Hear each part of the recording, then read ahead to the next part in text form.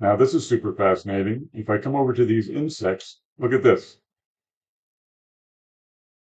You see what happened there? Let's look at it again and I'll pause it.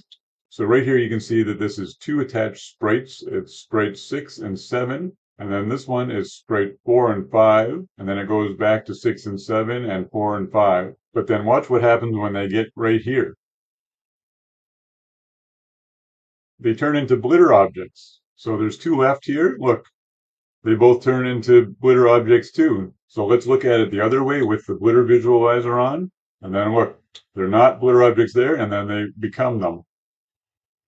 So why would they do this?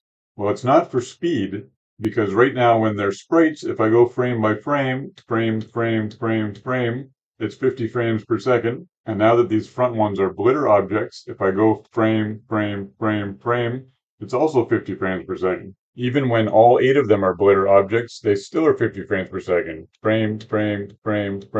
So it doesn't look like it's for speed reasons. So what could it be? Well, my best guess is that it's for palette reasons. Because right now, if you look at the palette visualizer, the greens and the grays that the insects use are only available at this point. Up here, you don't have the correct colors, so it has to be sprites. And then down here where they change from sprites to Blitter objects, they now have the correct palette to be bobs. So let's take a quick look in motion when they switch from sprites to Blitter objects. So it happens right there.